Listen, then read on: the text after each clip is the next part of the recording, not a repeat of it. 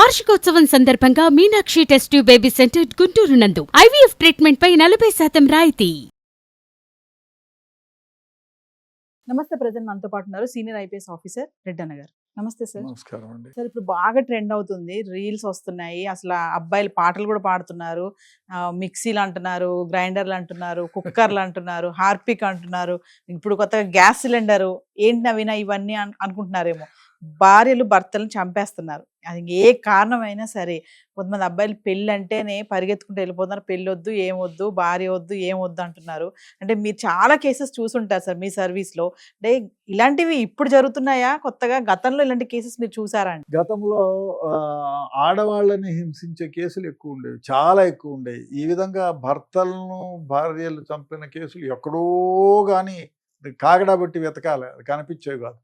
అతి ముఖ్యంగా అత్తలు హింసిస్తున్నారు, గృహహింస, గృహహింసలు, వరకట్న భర్తలు వేధింపులు. వరకట్న వేధింపులు ఉండేవి. అది అయితే ఇప్పుడు వరకట్న వేధింపుల కేసులు అది అగెనెస్ట్ అయిపోయింది. మొగుడు ఏమన్నా మాట్లాడితే రే జాగ్రత్త 498 వేసేస్తానని చెప్పటం, కేసులు పెట్టడం. అదే కాకుండా ఆ పెళ్లికి రాని వాళ్ళు, ఆ కుటుంబంతో సంబంధం లేని వాళ్ళు అందరి జాతకాలని ఈ కేసుల్లో పెట్టడం.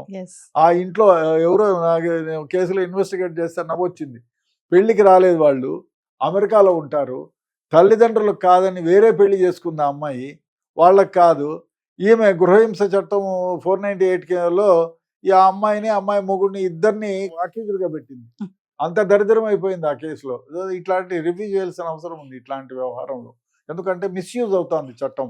అదేవిధంగా ఇది రివర్స్ అయిపోయింది. ఇప్పుడు అబ్బాయిలు అమ్మాయిలను తమకి ఇష్టానుసారం, తల్లిదండ్రులు కూడా ఏమైపోతుందంటే తమ ఇష్టం వచ్చిన పిల్లలతో వివాహాలు జరపడం లేదు, కొంతవరకు అందరు చేస్తున్నారు. అట్లాంటి వ్యవహారంలో ఇట్లాంటివి జరుగుతున్నాయి. అదే కాకుండా తమ ఇష్టానుసారంగా, తల్లిదండ్రుల ఇష్టానుసారంగా తమ ఇష్టానికి అగెనిస్ట్గా పెళ్ళిళ్ళు చేయటం, ఫోర్స్ చేయటం. అదే కాకుండా భర్తలు కూడా, ఇప్పుడు భార్య ఉంది, ఆమె భర్తతో కాపురం చేయడం ఇష్టంలే, వెళ్ళిపోతానంటుంది, ఎక్కడో చేస్తానంటుంది. అదే కాకుండా వేరే వాడితో ముందు ఎవడో బాయ్ ఫ్రెండ్ ఉంటాడండి, సెక్షువల్గా కాదు, మామూలుగా ఫ్రెండ్ అనుకోండి, 4 సార్లు మాట్లాడితే ఏం నువ్వు మాట్లాడుతున్నావు చేస్తున్నావు, వెళ్ళిపో అంటే అది కాదు. ఇప్పుడు భార్యకు భర్తకు సమానంగా సంపాదిస్తున్నారు, భార్యాభర్తలకి ఇండిపెండెన్స్ ఉంది, భర్తకి ఎంత ఇది ఉందో భార్యకు కూడా అంతే సంపాదిస్తుంది. కుటుంబంలో నేను ఇంటికి వస్తానే నువ్వు వంట చేసి పెట్టాలా, బోకులు తోమాలంటే ఎట్లా? లేదు కదా, ఆమె సంపాదిస్తుంది, ఆమెకు హక్కులు ఉన్నాయి.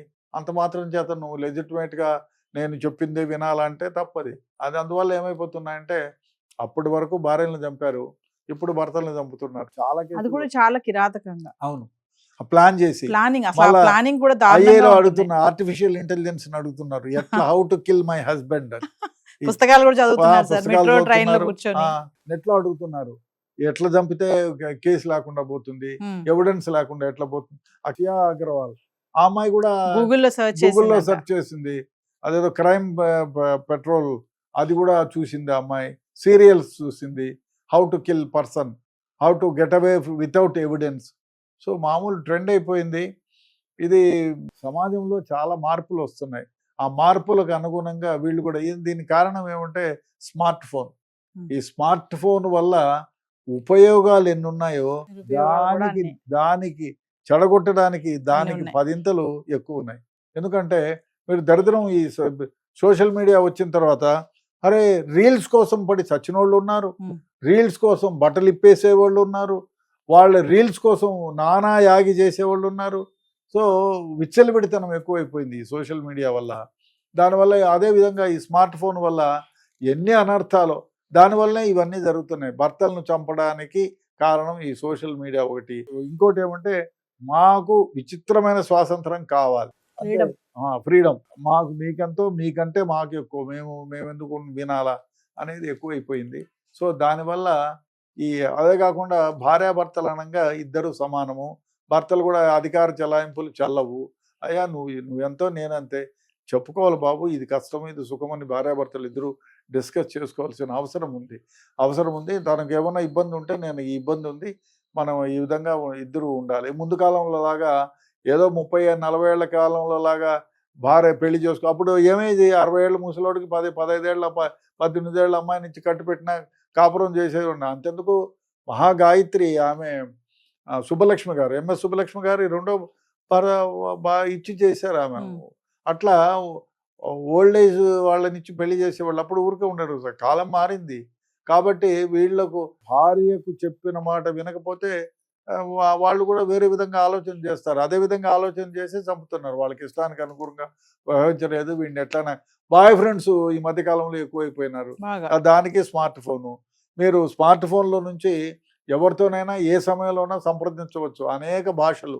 మన షియా గెవల్ కేసులో కూడా వేరే ఫోన్ పెట్టుకుంది ఆమె, కోడ్ భాష, వేరే వాళ్ళకి తెలియకుండా. సో ఆ విధంగా తయారైంది. కాబట్టి మనం ఏమీ చేయలేని పరిస్థితి. భార్యలకు కూడా స్వతంత్రం ఇవ్వాలి, వాళ్ళు డిస్కస్ చేయాలి. ఇదంతా జరగకూడదంటే వాళ్ళకి స్వాతంత్రం ఇవ్వాలి. వాళ్ళ మనసులో కోరికలు ఏముండాయి కనుక్కోవాలి. ఒక అమ్మాయి భర్తను ఎందుకు చంపావంటే, నా జీతం తీసుకుంటాడు, నన్ను ఊడిగం చేపిస్తాడు, నన్ను హింసిస్తాడు, పైగా నాకు అన్ని సుఖాలకి దూరం చేశాడు వీడు అనేసి చంపేశానని ఒప్పుకునింది. దానికి కారణం అది. కాబట్టి దీని మీద డెఫినెట్గా ఆలోచన చేయాలి భర్తలు కూడా. అరే మనం పెళ్లి చేసుకున్నామంటే నేనే మహారాజును, నేను మకుటం లేని మహారాజును అంటే కుదరదు. కాబట్టి భార్యాభర్తలు అన్నంగా ఇద్దరు సమానమే. కూర్చొని డిస్కస్ చేసుకుంటే ఇటువంటి వ్యవహారాలు జరగవు. ఫైనల్ ఒక క్వశ్చన్ చెప్పండి. అంటే వైఫ్స్ ఇంత రివెంజ్ తీర్చుకోవడం, ఇంత క్రిమినల్ గా తయారవడానికి మెయిన్ మోటివ్ ఏంటంటే, కారణం ఏంటంటే, వాళ్ళను ముందు కాలంలో లాగే మా నాయన ఇట్లున్నాడు, మా తాత అట్లున్నాడు, మా అవ్వ చచ్చిపోయక ముందు కూడా మా తాత అంటే గడగడగడ వణికిపోయేది అంటే లేదు. కాలాలు మారే. వాళ్ళు మీతో పాటు ఎడ్యుకేటెడ్, వాళ్ళు మీతో పాటు సంపాదిస్తున్నారు. మీరు గౌరవించాల్సిందే, మర్యాద ఇవ్వాల్సిందే, వాళ్ళ కోరికలను మీరు తీర్చాల్సిందే. అంత మాత్రం చేత నేను చెప్పిందే వినాలి నేనే అంటే డెఫినెట్గా ఇట్లాంటివి జరుగుతాయి. అంతేనండి. కాబట్టి ఈ డెఫినెట్గా భార్యలు భర్తలను చంపకుండా ఉండాలంటే వాళ్ళని అనుగుణంగా వీళ్ళు వ్యవహరించాల్సిన అవసరం ఉంది. ఆ విధంగా చేయకపోతే మనస్పర్ధలు వస్తాయి.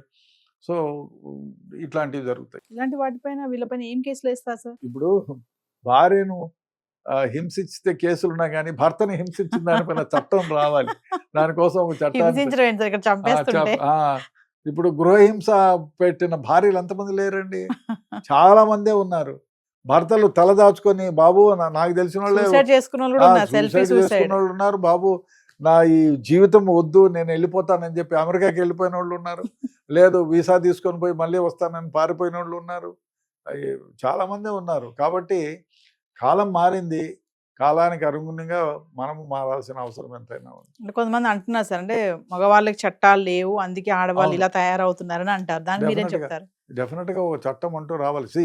సమానంగా భార్యకి సమాన హక్కులు ఇచ్చారు, భర్తకు కూడా ఇవ్వాలి కదా. భర్తకు ప్రొటెక్షన్ ఇవ్వాలి. ఇప్పుడు భార్యను హింసిస్తే గృహహింస చట్టం ఉంది, భర్తను భార్య హింసిస్తే దానికి చట్టం లేదు కదా.